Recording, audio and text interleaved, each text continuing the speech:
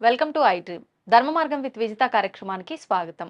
ప్రస్తుతం మనతో పాటు ఉన్నారు ప్రముఖ ఆధ్యాత్మికవేత్త, విశ్వ నియమాల ప్రచారకురాలు లక్కరాజు నిర్మలమ్మ గారి. ప్రముఖతో మాట్లాడి మరిన్ని విషయాలు తెలుసుకుందాం.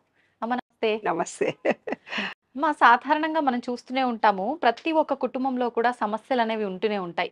కానీ కొన్ని కుటుంబాల్లో ప్రత్యేకించి ఆర్థికపరమైన సమస్యలు చాలా ఎక్కువగా ఉంటూ ఉంటాయి. అవును. ఎంత కాలం గడిచినా కాలం మారుతూ ఉంటుందే తప్ప ఇబ్బందుల నుంచి మాత్రం బయటపడట్లేదేమేమో అని చెప్పి అవును. ఆలోచిస్తూ ఉంటారు. అవును. అటువంటి వారికి మీరేదైతే విశ్వ నియమాలని నమ్ముతున్నారో వాటి ప్రకారంగా ఏదైనా పరిహారం ఉంటే వివరించండి.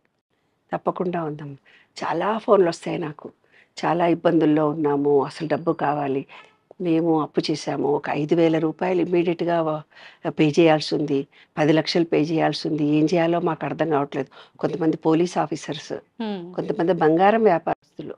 బంగారం వ్యాపారస్తుడు ఒకాయన 5,000,00,00,000 ఆ! ఆయనకి మెడ్రాస్‌లో బిజినెస్. 500,00,00,000 అప్పు చేశాడంట. అబ్బబ్బబ్బా! ఆ!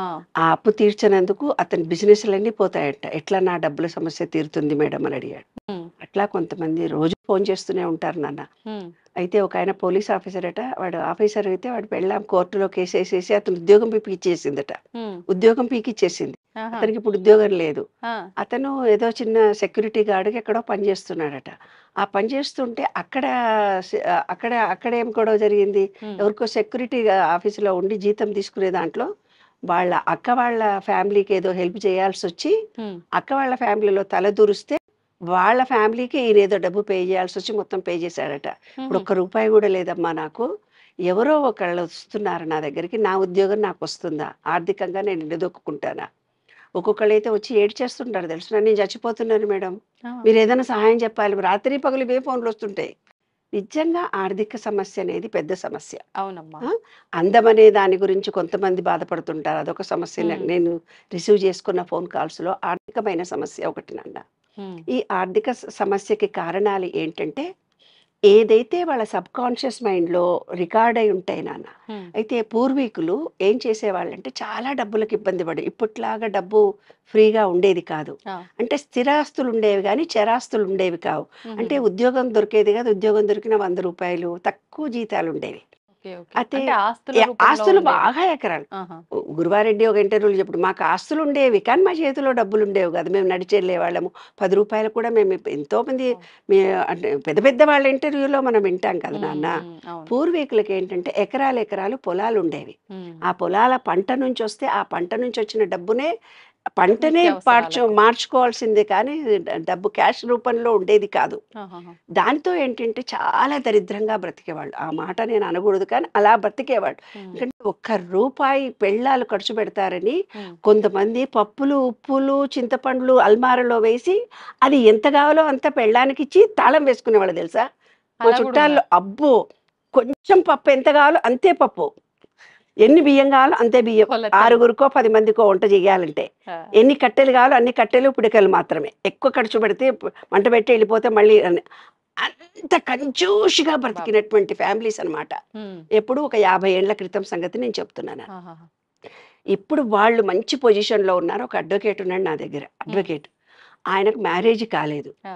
కానీ వాళ్ళ ఎంత దరిద్రంగా బ్రతికాడు ఇందాక అవును. చెప్పినటువంటి అవును. కఠినమైన పరిస్థితుల్లో నడిచెళ్ళాల్సిందే. ఒక రూపాయికి గీచుకొని బ్రతకాల్సిందే. ఎవరికన్నా ఒక రూపాయాలంటే పెద్దవాళ్ళు బండబూతులు తిట్టి అరిచేవాళ్ళు. ఒక్క రూపాయి ఇవ్వాలన్నా గూడా కష్టం. హ్మ్. అంటే వాళ్ళకేదైనా కోరిక తీరాలి అంటే అమ్మా, నాన్న ఒక్క రూపాయి గూడా ధరిచ్చిచ్చేవాళ్ళు గారు. హ్మ్. కాళ్ళకి చెప్పులు లేకుండా వెళ్ళడం. ఆ ఒక్క రూపాయి సంపాదించడానికి వీళ్ళు గూడా ఎంగేజ్ వచ్చిన తర్వాత చాలా కష్టపడితే గాని ఒక కొంత డబ్బొచ్చేది కాదు.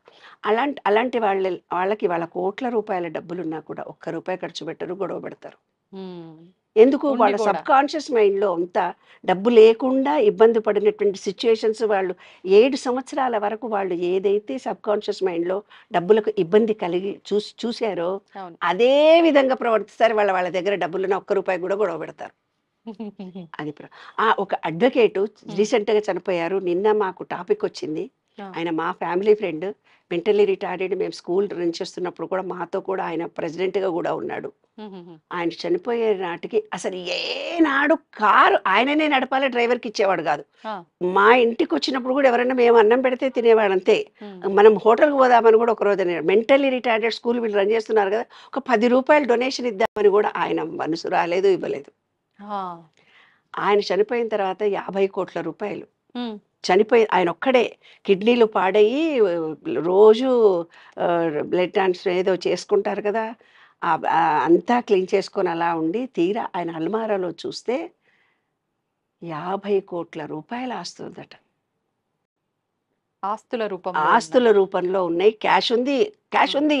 ఏనాడు ఆయన అనుభవించలేదు, ఒక డ్రైవర్ను పెట్టుకోలేదు, ఒక మంచి ఫుడ్ తినడానికి మంచి స్టార్ హోటల్కి వెళ్ళేవాడు కాదు, ఆలోచించే చిన్న నార్మల్ మెస్ ఉంటే చూడు, ఆ మెస్సులో కూర్చొని భోజనం చేసి వచ్చేవాడు.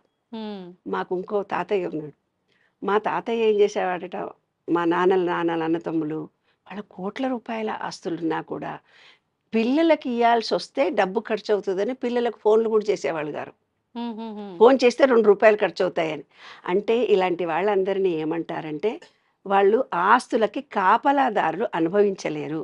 ఈనాటి కాలమాన పరిస్థితుల్లో పిల్లలు ₹1,00,000 సంపాదించిన 50,000 మంచి డ్రెస్ వేసుకుంటున్నారు.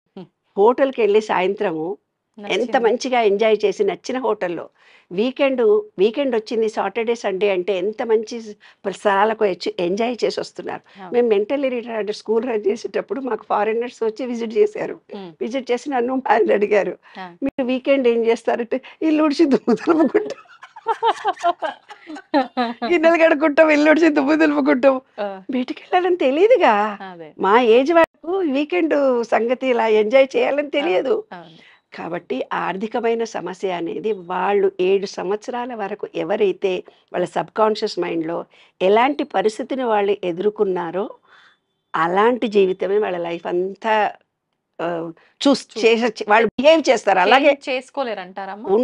వాళ్ళ సబ్కాన్షియస్ మైండ్ డెవలప్ అయిపోతుంది నాన్న. అది ఫీలింగ్తో సహా ఇస్తారు.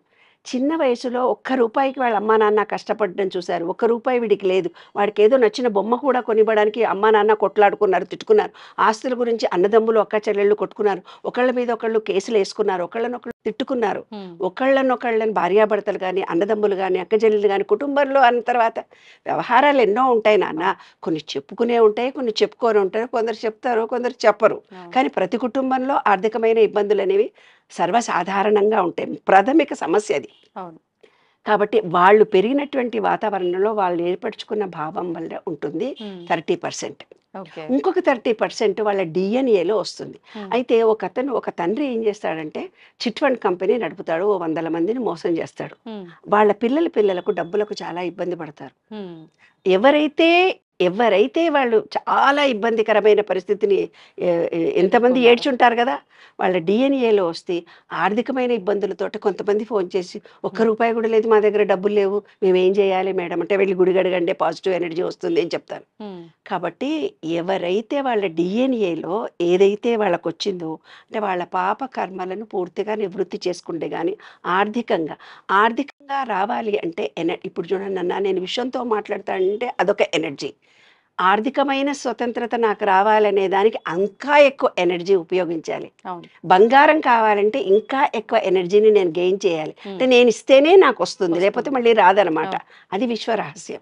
కాబట్టి ఇప్పుడు ఆర్థికమైన ఇబ్బందులు ఉన్న వాళ్ళందరూ కూడా ఫిజికల్ వర్క్ అన్నా చెయ్యాలి. అయితే ఫిజికల్ వర్క్ అన్నా చెయ్యాలి, ఆర్థికమైన సహాయం అన్నా వాళ్ళు చేసి ఉండాలి, లేదంటే మాట సహాయం అన్నా చెయ్యాలి. ఏదైతే ఎనర్జీ అంటే చెట్లన్నా నాటి చెట్లకు నీళ్ళన్నా పోయాలి, అది ఎనర్జీ వస్తుంది. గుడన్నా కడగాలి, ఎనర్జీ వస్తుంది. ఆ విశ్వానికి మీరు ఏదో ఒకటి ప్రేమ లేదు, వాళ్ళకున్న ఇల్లు, వాళ్ళకున్న ఆరోగ్యం, దానికి కృతజ్ఞత చెప్పాలి. ఎప్పుడైతే కృతజ్ఞతాభావం కలిగి వాళ్ళకున్న పరిస్థితుల్లో వాళ్ళు ఎప్పుడైతే థ్యాంకింగ్ చెప్పుకుంటారో అప్పుడు ఆర్థిక పరిస్థితి నుంచి బయటపడతారన్నది ఇది సీక్రెట్. అంటే ఏంటి, శుభ్రమైన ఇల్లు శుభ్రంగా ఉండాలి, మాట శుభ్రంగా ఉండాలి, మనసు శుభ్రంగా ఉండాలి.